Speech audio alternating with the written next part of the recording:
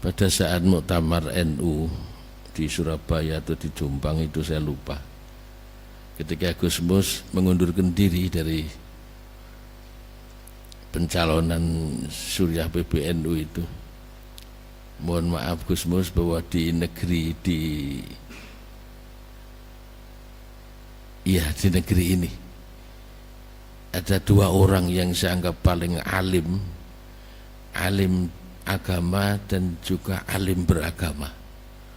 Ada dua orang, satu Gus Abdurrahman Wahid, yang kedua Gus Mustafa Bisri. Menurut saya kalau ada keresahan terutama dari Kiai Munif dan bapak-bapak sekalian tentang kondisi terutama di Indonesia ini, saya kira ya karena kurang bersyukur. Assalamualaikum warahmatullahi wabarakatuh. Bismillahirrahmanirrahim. Alhamdulillahi rabbil alamin, alladzi ja'alana min ummati sayyidil anbiya'i wal mursalin.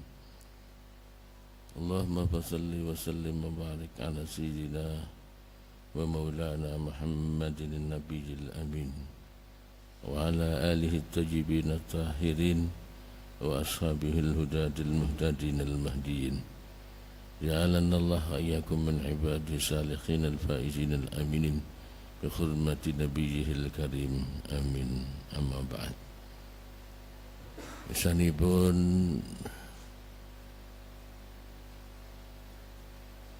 Romo Kiai Mustafa Bisri yang sangat saya hormati, yang sangat saya cintai. Sedaya tamu undangan tidak saya sebutkan satu persatu yang saya hormati, juga jamaah pengajian yang biasa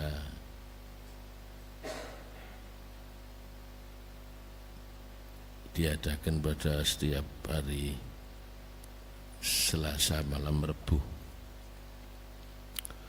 Alhamdulillah,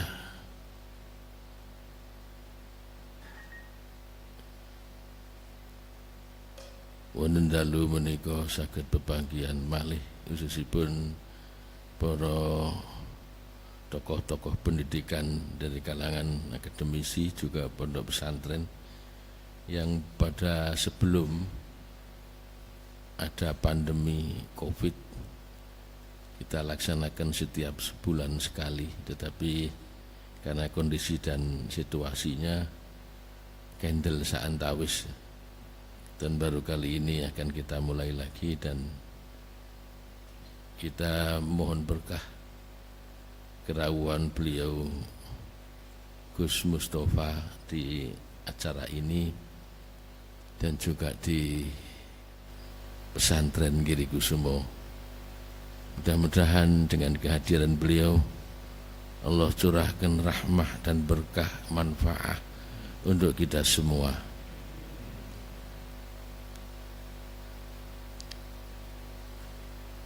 Sedaya ingkang kula hormati, mungkin saya tidak akan sampaikan beberapa hal seperti yang pertemuan-pertemuan yang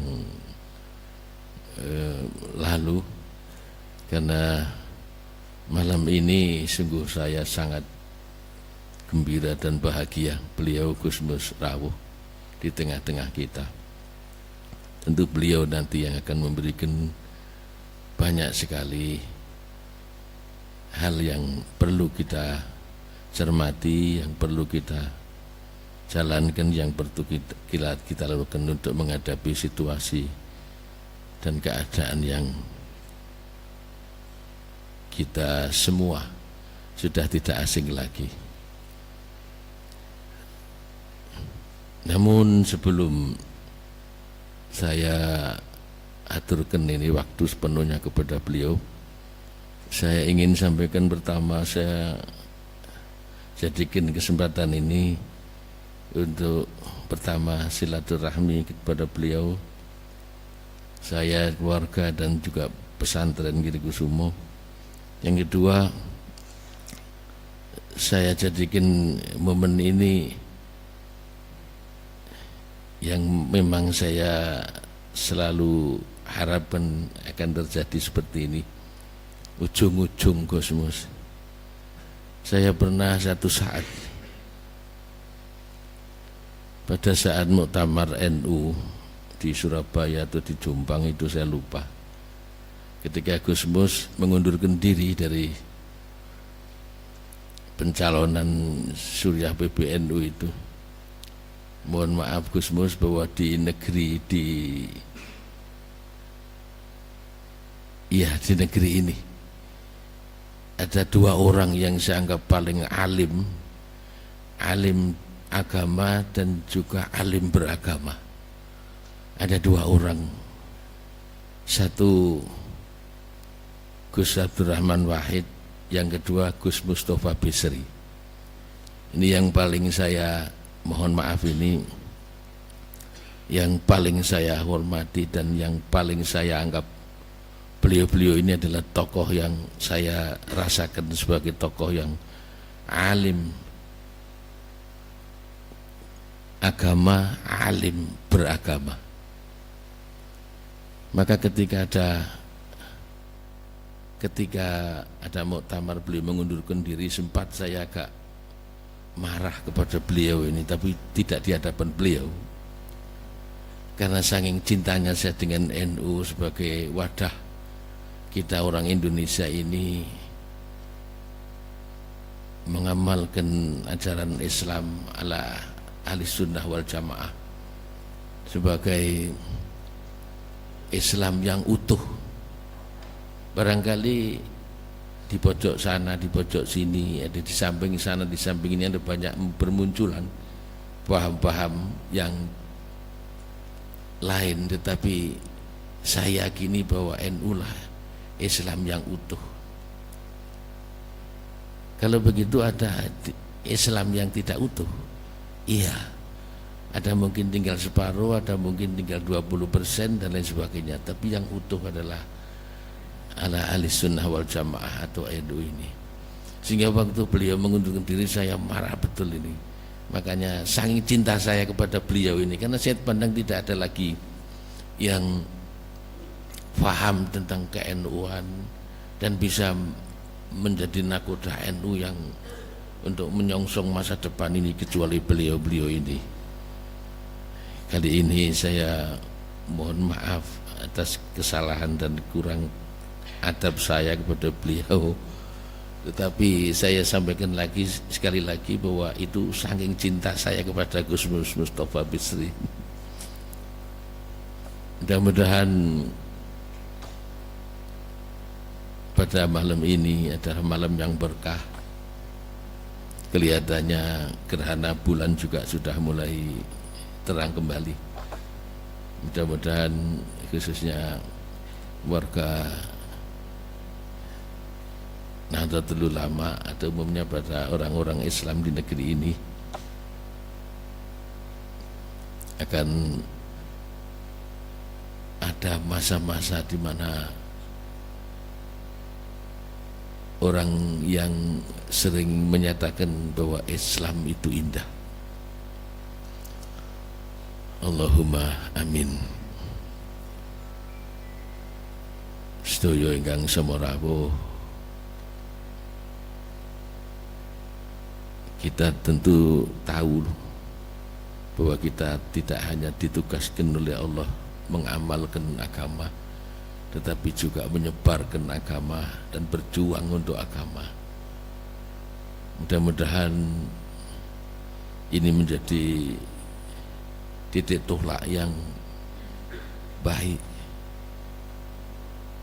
selama hayat masih dikandung badan. Kita akan terus memperjuangkan Islam ala ahli sunnah wal jamaah yang kita yakini sebagai Islam yang utuh, yang diajarkan oleh Rasulullah Muhammad sallallahu alaihi wasallam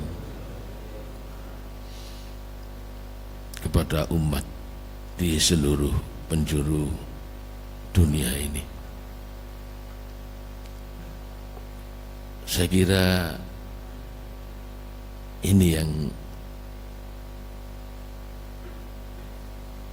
perlu saya sampaikan, dan selanjutnya waktu dan sepenuhnya acara ini kepada beliau yang saya cintai dan yang saya hormati, Gus Mustafa Bri. Ini ada cerita sedikit bahwa beliau, Gus Mustafa, putra dari beliau Mbah Kiai Bisri, dan menurut cerita bapak saya Kiai Muhammad Zuhri, dulu waktu mondok di Rembang, di Kasingan, di hadapan beliau Mbah Kiai Khalil Kasingan,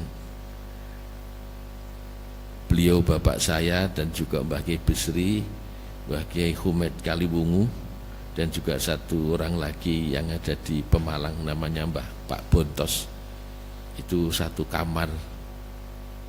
Bahkan pernah cerita bahwa pernah tidak pulang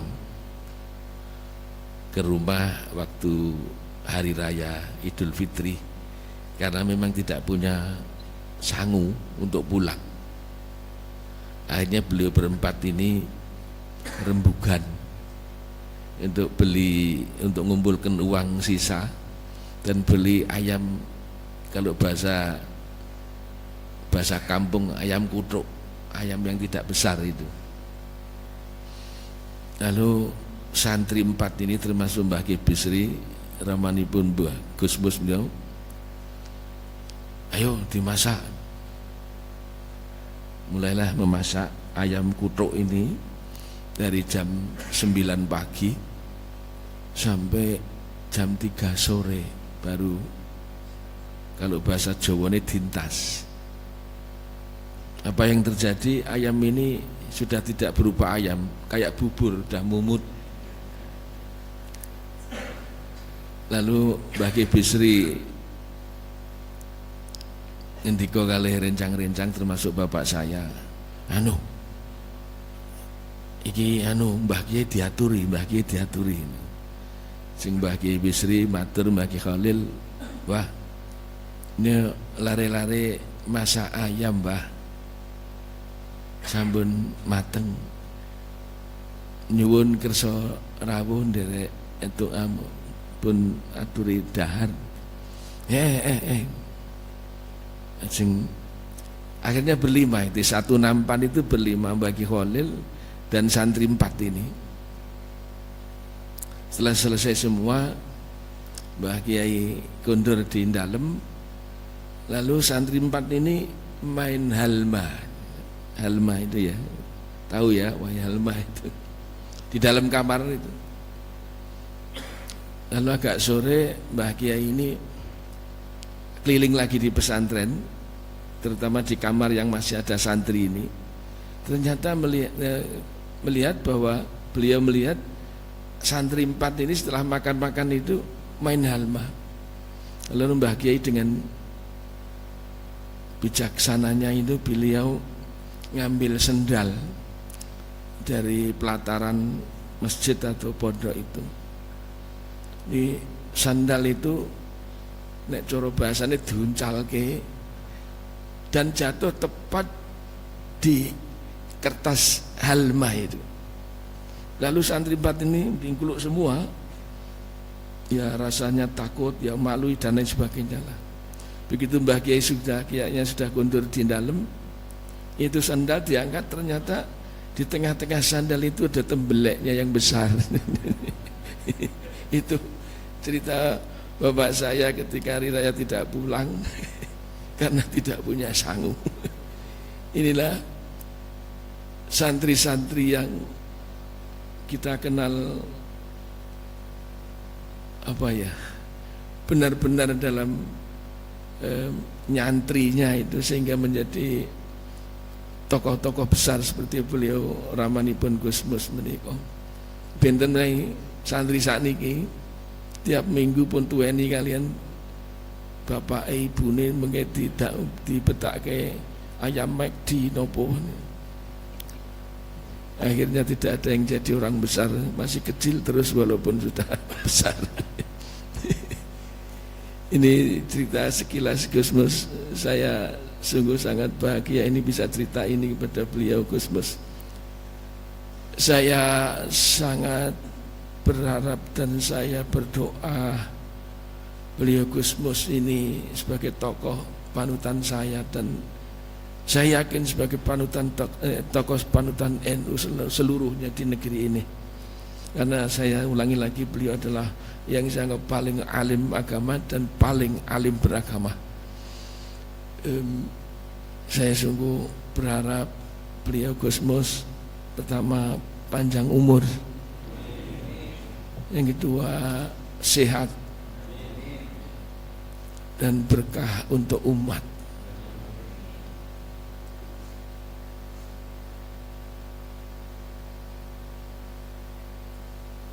Saya kira sambutan saya sebagai pembuka acara ini sekian. Untuk selanjutnya saya mohon beliau dan doanya sekalian. Mohon nanti kalau barangkali ada waktu, masih ada waktu dan beliau masih belum capek, ada sesi tanya jawab. Tapi kalau beliau sudah kayaknya sudah saya, ya udah enggak apa-apa. Ngaten Gus, nyuwun pangapunten ingkang kathah. Sepindah malih matur nuwun rawuhipun. Assalamualaikum warahmatullahi wabarakatuh.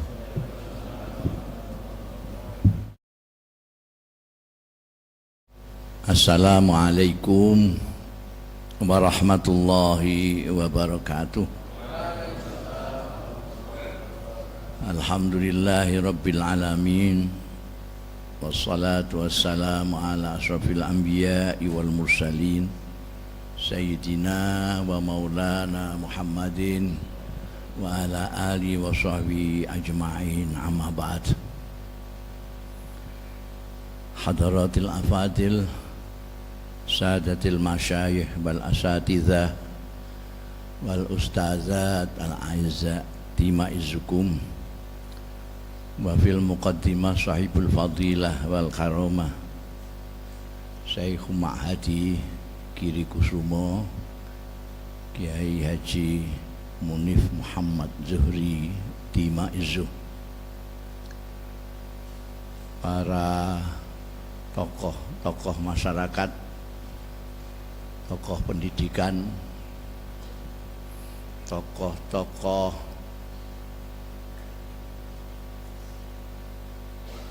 pembawa kebaikan untuk masyarakat, ibu-ibu, bapak-bapak, dan saudara-saudara sekalian yang terhormat. Pertama-tama saya harus memanjatkan puji syukur kehadirat Allah Subhanahu wa Ta'ala yang telah memperkenankan saya pada malam hari ini sowan di Giri Kusumo, bertemu dengan panjenengan semua para tokoh ini. Mudah-mudahan perjumpaan dan pertemuan kita mendapat ridho dari Allah Subhanahu wa Ta'ala, manfaat dan barokah fid dini wa dunya wal akhirah. Saya sebetulnya sudah curiga ketika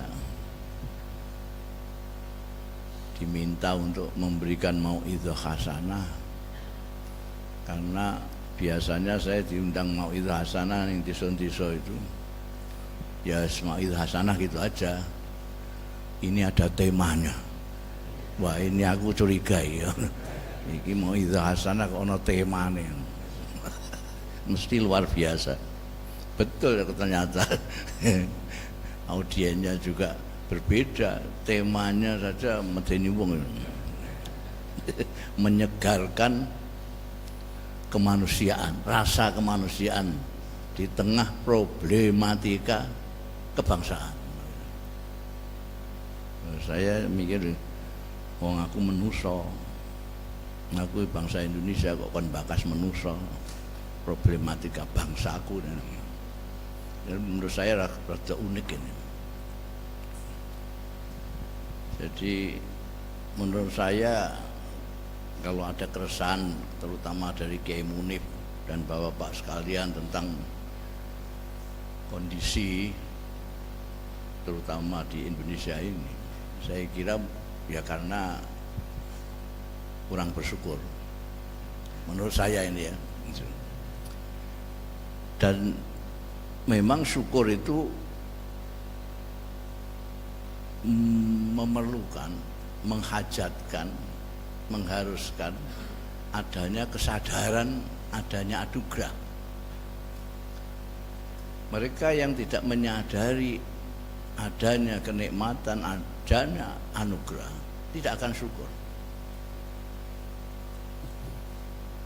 Kita jarang atau bahkan sama tidak ada yang mensyukuri kita diberi anugerah bernapas oleh Allah Subhanahu wa taala. Baru ketika sesak napas baru kita menyadari kalau itu ternyata anugerah yang besar dari Allah Subhanahu wa taala. Kita lihat saja, banyak sekali umat kita yang syukuran sampai 2 kali ketika haji.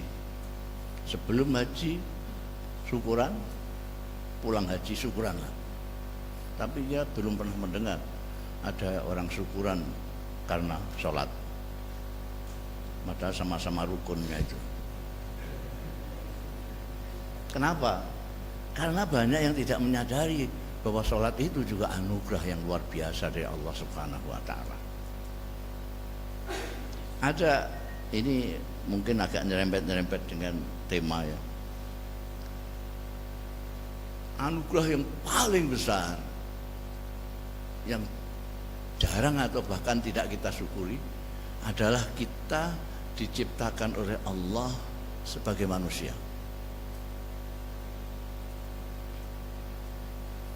Allah menciptakan makhluknya ini, ada yang tidak bisa apa-apa, berpikir tidak bisa, berperasaan tidak bisa, menyatakan perasaan tidak bisa, menyatakan pikiran tidak bisa apa-apa, kayak batu, pasir dan lain sebagainya. Ada yang lebih daripada ini, meningkat sedikit, tanam-tanaman.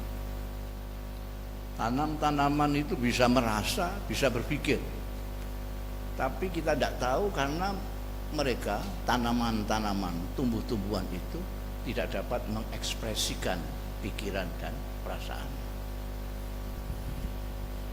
Kalau Anda ingin mencoba, silahkan, ada tanaman mangga atau apa, tidak ada hujan, tidak ada angin, pacoi saja semau. Nanti dia tidak akan berbunga dan tidak berbuah, sebagai protes dari kelakuan kita yang menganiaya dia. Yang lebih tinggi lagi dari itu adalah binatang. Binatang bisa berpikir, bisa berperasaan, bisa mengekspresikan, tapi tidak sempurna mengekspresikannya. Kalau kita lihat ada kambing, induknya disembelih, anaknya embek-embek, itu sebetulnya dia kok kejam sekali. Sebetulnya dia akan mengatakan begitu, tapi kita tidak paham karena dia menderita, senang, gembira, susah, ya embek terus. Kemudian makhluk Allah yang paling sempurna adalah manusia. Kita tidak hanya diberi pikiran, kita diberi perasaan, kita diberi nurani, kita bisa merasa. Jadi walaqad karramna bani Adam, dan dilebihkan dari yang lain, itu kita manusia. Bahkan ada yang menyebutkan, ulama yang menyebutkan bahwa Al-Quran itu sebetulnya adalah kitab manusia, karena menyebut insan saja tidak kurang dari 63 di dalam surat Al-Quran. Yang biasa buka-buka Quran, silakan, Al-Insan 63. Yang pertama datangnya ayat pertama kali itu sudah menyebut insan. Alamal insan malam ya'lam. Tentang ilmu pengetahuan, tentang pendidikan dimulai dari insan. Kalau jamaknya An-Nas malah lebih banyak lagi. Itu sampai 240 kali disebutkan dalam Al-Quran. Di surat An-Nas saja sudah berapa kali itu? Qul a'udzu birabbin nas, malikin nas, ilahin nas, min syarril waswasil khannas, minal jinnati wan nas. Manusia. Dan lebih bersyukur lagi bahwa Allah Ta'ala menurunkan utusan yang menjadi panutan kita. Manusia terakhir ini ialah manusia yang paling manusia, Nabi Muhammad sallallahu alaihi wasallam. Saya sering mengatakan Kanjeng Nabi itu manusia, tidak sekedar manusia, manusia yang mengerti manusia. Manusia yang mengerti manusia dan memanusiakan manusia. Banyak pemimpin yang kelihatannya manusia tapi tidak ngerti manusia. Tidak ngerti manusia. Dianggapnya semua orang belum menjadi manusia sebelum sama dengan dirinya. Kalau dia ahli zikir,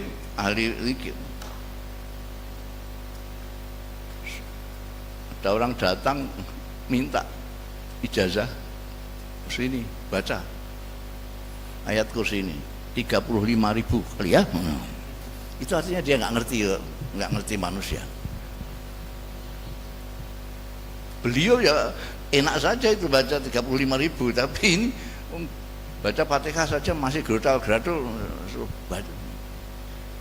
Ada yang ngerti manusia tapi tidak memanusiakan manusia. Kanjeng Nabi Muhammad sallallahu alaihi wasallam. Saya sampai berani mengatakan bahwa kalau kita ini tetap menjaga kemanusiaan kita, maka kita tidak terlalu sulit sama sekali beragama Islam. Kita menjadi sulit karena kita tidak begitu manusia, itu persoalannya. Apa setengah buaya? Kan ada orang ganteng sekali disebut awas buaya darat ini. Sampai manusianya nggak kelihatan, buayanya yang kelihatan. Hati-hati, itu cantik tapi ular itu. Jadi di mana-mana saya mengatakan pertahankan saja kemanusiaan Anda, maka Anda akan dengan enak. Karena agama Islam itu agamanya manusia. Quran itu tentang manusia atau mengkhitabi manusia.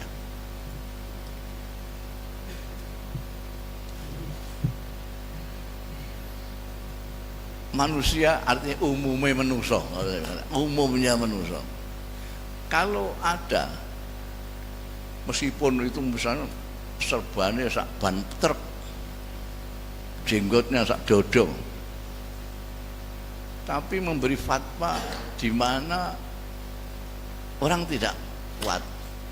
Misalnya kalau kok ingin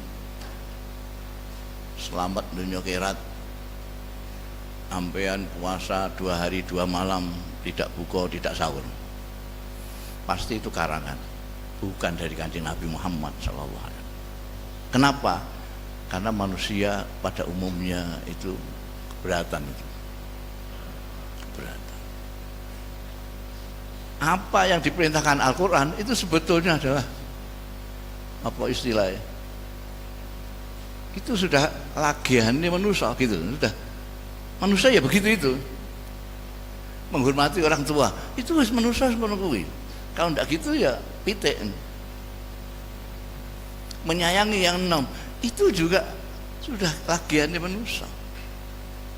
Baik dengan istri, baik dengan suami, itu lagiannya manusia. Lah ngapain dilamar-lamar sendiri? yang dilamar yang mau sendiri. Kok ditaboki? Ini manusia ta ora?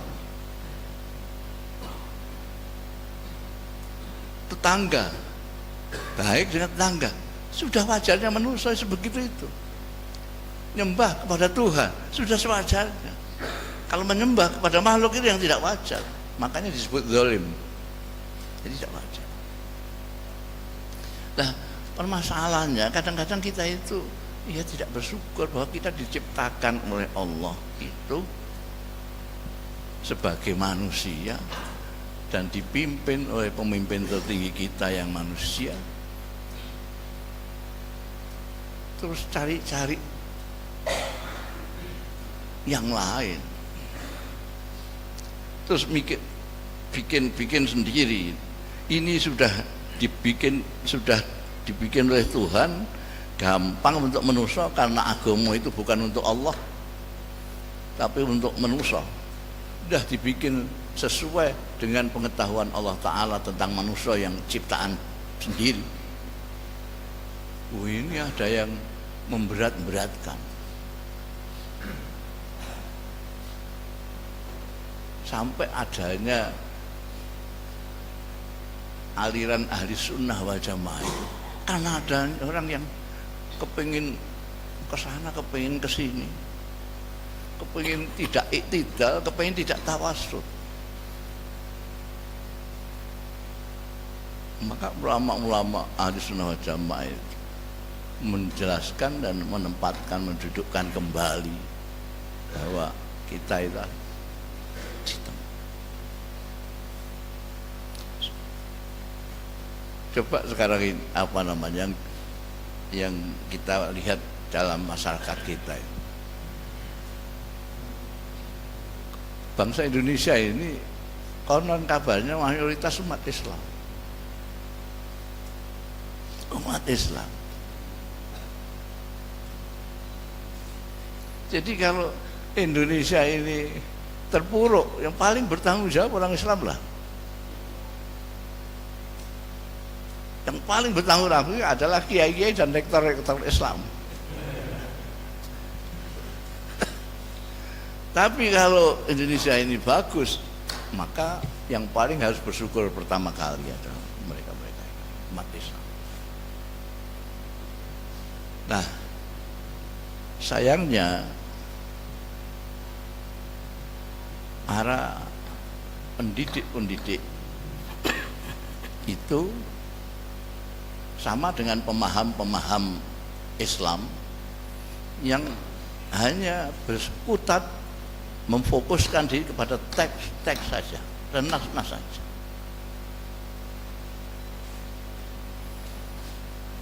Orang pintar banyak sekali, hafal ini. Ada ustadz itu yang ngapal sampai ini ayat surat ini ayat sekian pojok Quran yang cetakan sebelah sini. Lu itu tahu. Saking ngalim itu, ngalim. Yang disebut-sebut alim banget oleh Kiai Munib itu kan saya. Itu sudah merupakan contoh kemerosotan daripada ilmu pengetahuan. Saya kok ngalim itu piye? Isane ngomong tok. Tadi sudah disindir pertama kali, isane ngomong tok. Jadi apa namanya? Banyak. Saya ingin contohkan pada kiai-kiai dulu aja. Kiai-kiai pesantren dulu itu tidak hanya teks, tidak hanya memberikan pengajaran, tapi pendidikan. Kita sering merancukan antara pendidikan yang notabene taklim dengan tarbiyah. Tarbiyah, kalau pendidikan itu tarbiyah, kalau pengajaran itu taklim itu hanya memberikan informasi aja kepada murid-murid. Dikasih informasi Quran, ngerti Quran. Tapi kelakuannya Qurani atau tidak, itu urusannya tarbiyah, pendidikan. Kiai-kiai pesantren dulu itu mendidik, tidak hanya mengajar. Bahkan dulu itu mengajarnya buruk sekali. Tidak pakai metode didaktik. Istilahnya Anda sekalian itu. Tidak pakai metode didaktik. Ngaji ya ambil ngantuk-ngantuk segini. Napa niku wau al-ittirar utawi napa niku wau al-ittirar kiai ambil ngantuk-ngantuk itu. Al-ittirar iku angel temencung diliwati ayo ngajarannya itu dulu Mbah Maksum Allah yarham Mbah Maksum walim-walimnya orang Jawa Tengah dulu itu mulang pasaran ya tidur sampai tidur. Oh beliau kegiatannya banyak mulang ambil ngantuk didehemi santrinya terus bangun terus dikebet ya gelis katam. Tapi pendidikannya itu tarbiyahnya luar biasa. Hasilnya apa?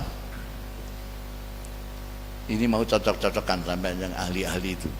Kalau perlu kita juga adakan penelitian. Kalau saya melihat ini hasil dari kiai-kiai pesantren. Adanya budaya keberagamaan Islam di desa-desa. Di desa itu tidak seperti ustadz-ustadz kota itu sedikit-sedikit dalil. Sudah dibilang hadisnya sahih apa tidak. Gayanya bukan main. Di desa sama sekali tidak pakai dalil. Kehidupan sederhana mereka tidak pakai dalil. Kalau tanya orang desa, kamu kok hidup sederhana, nggak berlebihan, kenapa? Dia tidak bisa jawab dalilnya apa. Dia menghormati tamu, tidak tahu dalilnya. Mangkana yu'minu billahi wal yaumil akhir apa tidak ada. Orang desa selalu menghormati tamu. Baik dengan tetangga. Dia tidak ikut membangun, tidak ikut tidur di rumah, tapi dia ikut membangun rumahnya. Ta'awun 'alal birri wat taqwa, tidak tahu mereka. Ada orang keseripahan tanpa diumumkan, tanpa perempuan-perempuan bawa tenong ke sana takziah kepada yang punya keseripahan, tidak punya dalil. Itulah Islam yang sudah menjadi budaya. Itulah ajaran. Jadi budaya Islam itu agama yang sudah malakah karena didikan yang lama, pentradisian oleh para kiai-kiai desa. Kiai-kiai itu semua desa kabeh. Amben lihat pondok-pondok pesantren yang lama itu ya, itu nama desa. Mereka bangga dengan desanya itu. Tebu Irem itu nama desa. Tambak Beras nama desa. Dinanyan itu Kerapia, Lirboyo, Ploso, Kasingan. Ini apa nama sini? Giri Kusumo. Belakangan aja yang gaya-gaya itu kayak anyaran itu Raudhatul Thalibin, begitu. Dulu ya pondok Rembang itu aja. Ini di desa semua. Dan keberagamaan di Indonesia itu sudah membudaya. Jangan tanyakan dalil kepada mereka. Mengapa mereka dermawan, jud, mengapa mereka takzim kepada duyuf. Jangan tanyakan kepada mereka. Maka mereka takzim kepada yang tua. Mengapa mereka menyayangi yang muda? Mereka nggak tahu. Yuakir kabirona, wayarham sofirona, itu tidak tahu mereka. Itu sudah merupakan budaya mereka. Ini pendidikannya seperti ini. Sayangnya belakangan desa itu dinyai wong kutha, terpengaruh, diserbu oleh kota. Sekarang kota menyerbu desa habis-habisan, sampai orang desa kepengen jadi orang kota. Ketika saya diundang GP Ansor Pusat untuk pidato harlah. Itu ketuanya pakai dasi segala macam. Aku tahu kamu itu paling desa kamu itu. Kamu orang Mejobo Kudus itu desa banget itu. Saya kan tahu. Coba cepat sepatu kamu. Aku tahu. Nanti kamu tutupi keluar kamu. Tapi kaos kakimu pasti ketahuan kamu orang desa. Pilihan warnanya itu lerek-lerek warna menyala segala macam. Tidak bisa ditipu. Sampean jangan mengkotak-kotakan diri. Kalau bisa betul-betul pejuang itu, desakan kota itu. Yang saya maksudkan desakan kota itu, budayakan ajarannya Rasulullah Shallallahu Alaihi Wasallam itu ke kota. Sekarang orang itu tekstual saja. Dia dianggap alim, ahli agama kalau dia bisa dalil. Tahu ini di pojok mana halamannya. Kalau ayatnya berapa, soalnya pojoknya itu maksudnya. Kenapa tidak menunjukkan contoh keislaman yang bagus adalah perilaku. Perilaku. Dan itu kita kalah ini. Sekarang ini kalah karena desa sudah dijajah oleh kota dan orang desa menyerah. Kota itu selalu menyerah dari luar karena dia pintu daripada luar yang ke dalam.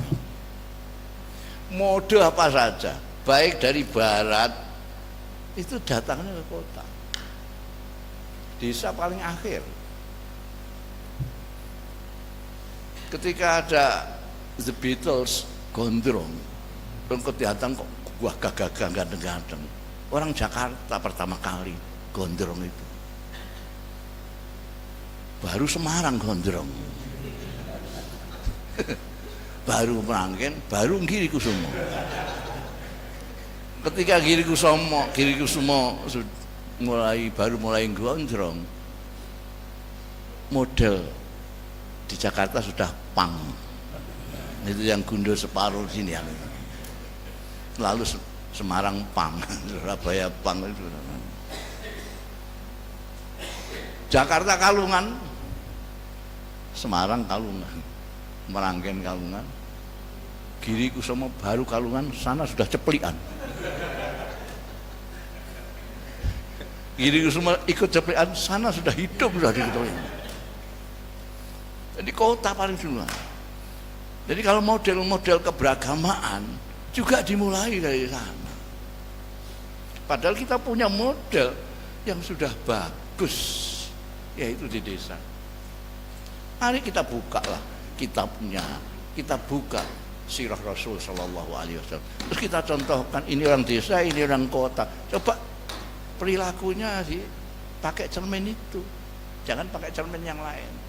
Mana yang lebih Islami, yang lebih sesuai dengan ajarannya Rasulullah SAW? Bukan karena itu, ini sekarang, dan itu orang kota punya cara, yang orang desa masih gagap dengan cara itu, yaitu medsos. Orang kota menguasai medsos itu, tapi tidak menguasai inti daripada keberagamaan. Kulit-kulit keberagamaan disebarkan medsos dan itu meruyak kemana-mana. Orang-orang, anak-anak muda kita, milenial itu tertarik sekali. Wah, ini ajib ini. Mulainya keberagamaan yang baru model-model ini juga dari luar. Dari luar. Dulu yang ngerti tentang agama Islam dengan bahasa aslinya itu di pesantren, kiai-kiai saja. Di luar enggak tahu. Kampus-kampus enggak ngerti bahasa Arab. Yang ngerti bahasa Arab, meskipun kiai-kiai tidak bisa bahasa Arab secara lisan, tahadus, tapi beliau bukan itu tujuannya. Kiai-kiai bukan tujuannya belajar bahasa Arab itu untuk supaya ngomong bahasa Arab. Enggak, karena tetangganya orang Jawa semua, untuk apa? Tapi mereka untuk berkomunikasi dengan Imam Syafi'i, dengan Imam Malik, dengan Imam Ghazali segala macam. Mereka memahami itu. Sementara di kota-kota enggak. Ketika orang-orang barat melihat fenomena Islam yang gegap gempita sejak Khomeini menang revolusi itu, mereka lalu menerjemahkan kitab-kitab ke dalam bahasa barat, bahasa Inggris, bahasa Prancis, segala macam. Tentu saja kitab-kitab yang mereka pilih adalah kitab-kitab pilihan mereka. Kitabnya Sayyid Qutb, kitabnya Maududi, Hasan Banna, itu yang diterjemahkan. Maka orang-orang kampus ngerti semua karena mereka menguasai bahasa barat itu, bahasa Inggris. Mereka baca karangannya Sayyid Qutb, wah ternyata ini Islam itu. Baca Maududi, ini dia. Baca Hasan Banna, ini dia. Karena mereka tidak tahu siapa Sayyid Qutb ini, siapa Hasan Banna ini, siapa Maududi. Mereka adalah orang-orang yang tertindas. Di Hasan Banna, Sayyid Qutb dibunuh oleh pemerintahan Jamal Abdul Nasir, Maududi juga. Di sini orang kampus yang pertama kali ngambil itu. Kenapa? Karena orang kampus lah yang tahu. Mereka ditindas sama Orde Baru. Orang desa nggak ngerti sudah pokoknya. Itu walil amri apa sebagai atiullah wa ausillah sudah kampus ngerti gitu. Wah, jam tenan ini. Talawan. Jadi kitab bacaan cocok. Sementara pesantren ya masih tetap begitu saja. Mereka memiliki sesuatu yang berharga, tapi menyebarkannya itu. Tadi yang Nasrul tadi itu, ini yang perlu ini tantangan dari pesantren-pesantren itu. Bagaimana menyebarkan? Sekarang orang itu udah HP ini sudah pegangan hidup. HP ini pegangan hidup. Mertua lupa, orang tua lupa. Sudah pegang ini. Mereka ngajinya di sini semua. Ngajinya di sini. Lah Kiai Munib apa ngaji di sini? Kiai Munib enggak ngaji di sini. Paling yang di sini saya. Wah, mahadro kama saya. Sini. Dan kalau Anda melihat pengajian di sini ngeri sekali. Karena memang tidak menggunakan sanad juga yang ngaji di sini. Sementara kiai-kiai pesantren itu pakai sanad.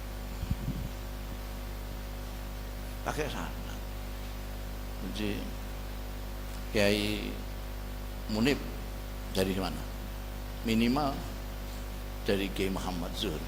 Kiai Muhammad Zuhri dari mana? Minimal dari Kiai Khalil bin Harun. Kiai Khalil bin Harun dari mana? Minimal dari Kiai Harun.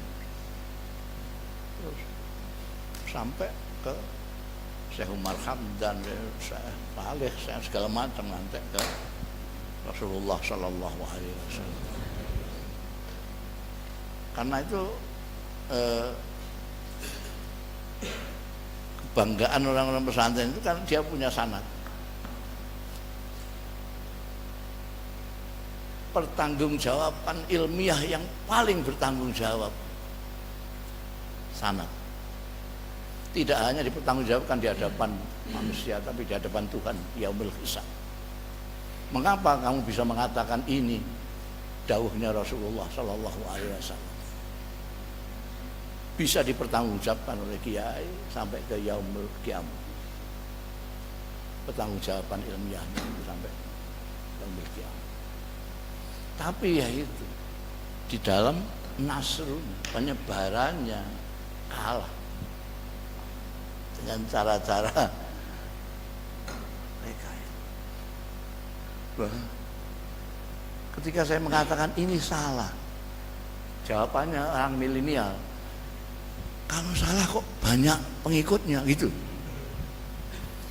Kalau ini tidak benar, kenapa followernya banyak sekali? Ya saya jawab ngawur juga. Di dalam Al-Quran itu disebutkan wa fauqa kulli dzi ilmin alim. Di atas orang yang alim masih ada yang alim, pasti. Jadi jangan sombong kamu kalau ngalim. Di atasmu masih ada yang alim. Wa fauqa kulli dzi ilmin alim. Itu kata Quran. Kata saya karena ada fauqa, ada tah. Wa tahta kulli jahilin jahul. Jadi di bawahnya orang bodoh itu masih ada yang lebih bodoh. Jadi jangan heran kalau ada orang bodoh diikuti orang banyak. Dan ini zamannya. Ini tantangan Anda yang mempunyai pengetahuan. Dan kalau kita diam saja, ya sudah. Nanti akan diambil alih kepemimpinan oleh orang-orang bodoh yang kita anggap bodoh. Kita hanya bisa mengatakan dia bodoh, mereka bodoh. Tapi kita tidak bisa mengubah keadaan kalau kita tidak melakukan hal yang sama dalam cara nasrul ilmi, memberikan tarbiyah kepada mereka. Saya kira itu cocok ambekan temanya apa enggak ya, cocok-cocokkan sendirilah. Saya kira permasalahannya itu, masalah kita itu kita ikut bertanggung jawab. Yang memiliki ilmu bersanad ini sangat-sangat bertanggung jawab kalau sampai kalah dengan ilmu-ilmu cuplikan dan cuplikan sini tanpa sanad dari Rasulullah Shallallahu Alaihi Wasallam. Baik, oke, ampun kamu ya. Saya kira itu, dan apa namanya, saya mohon maaf kalau dulu marah-marah. Ketika saya mundur dari itu beliau marah.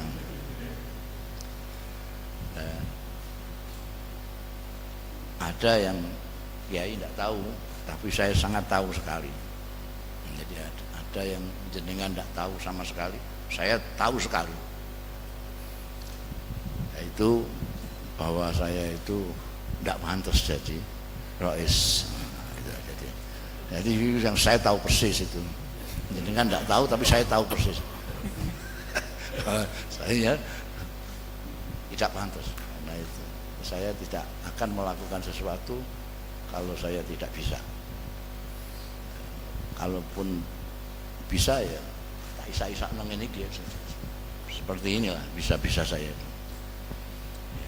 Mak saya itu dikasihi sama Tuhan, ditutupi bodoh saya oleh Allah Ta'ala, sehingga ketoke seperti hanya saya ditutupi usia saya oleh Allah Ta'ala. Jadi seolah-olah Anda menganggap saya itu masih muda, padahal saya sudah tua sekali. Sehingga kalau dieret-eret ke sana kemari itu sebetulnya itu terlalu zalim itu. Sampai ketawa, sampai yang ngeret-ngeret. Itu saja. Dan mudah-mudahan jenengan tetap istiqomah bersama-sama dengan Kiai Munif untuk memikirkan masyarakat dengan keahlian dan kemampuan Anda sekalian. Pasti Anda akan bisa berbuat lebih banyak daripada yang lain karena kecimpungan Anda sekalian pada ilmu pengetahuan. Agama kita adalah agama manusia dan agama ilmu pengetahuan. Saya kira itu, kurang lebihnya mohon maaf. Wallahu yuwaffiquna ila ma fi ridhah. Astaghfirullahalazim li wa lakum wal afu minkum. Astaghfirullahalazim fi qaulin bila amalin. Assalamualaikum warahmatullahi wabarakatuh.